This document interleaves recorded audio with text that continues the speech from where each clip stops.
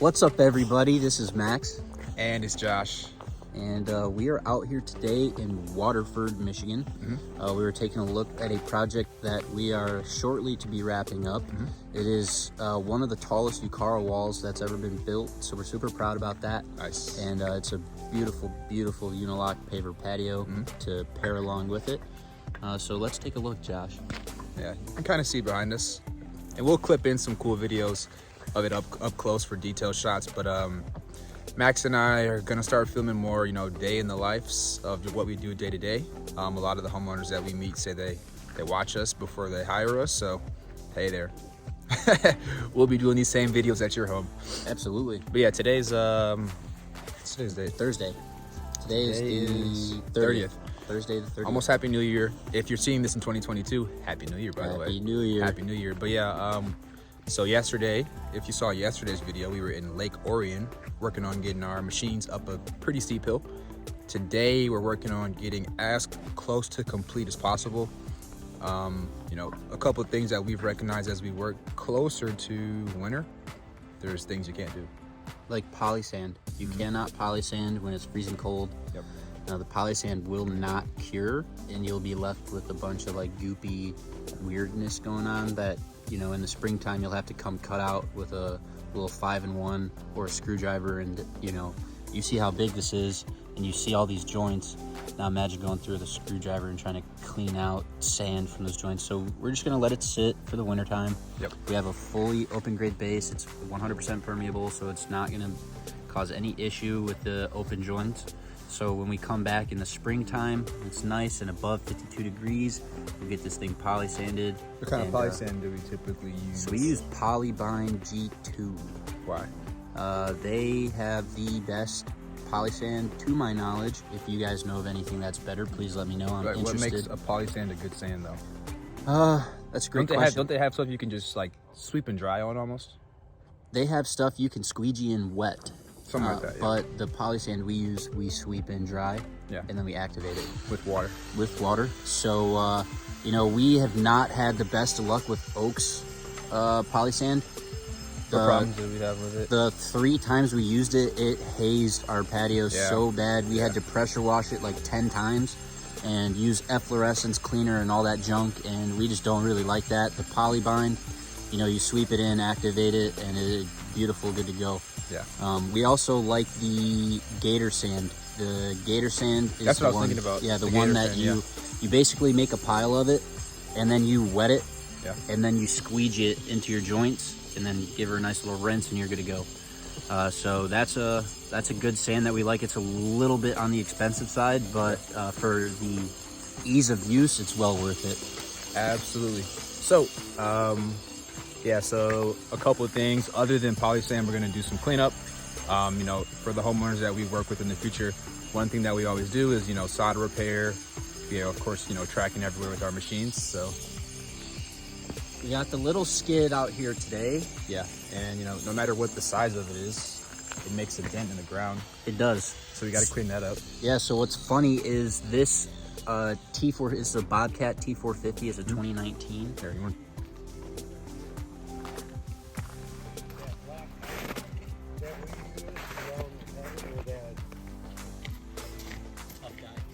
Yeah. So this skid steer creates more ground pressure than our T76, believe it or not, because the narrow tracks and the weight of the machine. Our other Bobcat is massive. It's quite large, but surprisingly creates less ground pressure than this skid steer here. So while we were here, we created a lot of ruts because our customer has a pond right here. So all of their land here is quite moist, so you could tell how that went. We actually also ended up widening his yard. So with all the dirt we excavated for the wall, he requested that we keep all the dirt and all the gravel and all that fun stuff here because he's got 5 acres, and we definitely added probably a good 7,000 square foot of yard space that he can actually use. So that was super cool. Yeah, so springtime we're gonna come back, do poly sand, I was gonna talk about the corners on the wall too. Yeah, we cannot get corners right now. They're super hard to come by, and What do you like? Someone may not know what corners mean. So the U-Cara fascia panels, there's some right here. Wanna grab one? Yeah, I'll grab one.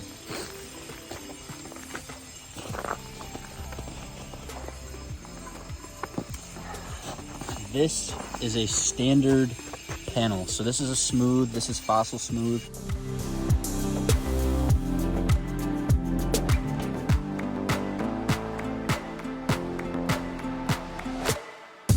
See, on this side, it is an unfinished edge, as well as on this side, it is an unfinished edge.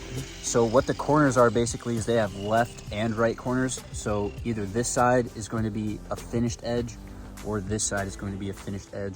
They also come with half pieces, just so that, you know, you can continue your running bond without having, you know, non-factory edges or, you know, weird look, because especially on the pitch face panels, those are all super rough and they poke out. So if you cut it, it's gonna look really stupid. It'll look really like not professional. Yeah, it'll look very unprofessional.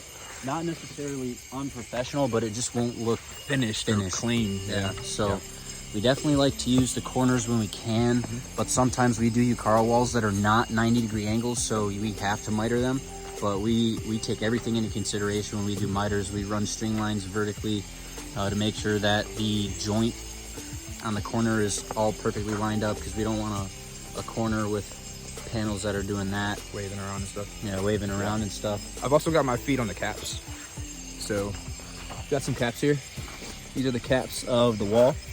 So as you can imagine, you know, you can spin back this way, give them the background again. It's a little bit dusty back there, but on top of these setbacks, those are gonna go on top of those. Yep. Yeah. So that's gonna be the cap on the wall.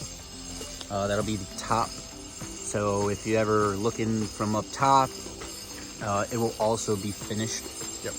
The only time you don't use a cap is really never. You always want to use a cap, just to give you a nice, clean, finished look. And so, what do you think they're doing back there? I mean, we know, of course, but so they have. There's no U-Cara blocks here to show you, but they have tabs on top of the block to help. Here, come over here by this fire pit. I'll show you.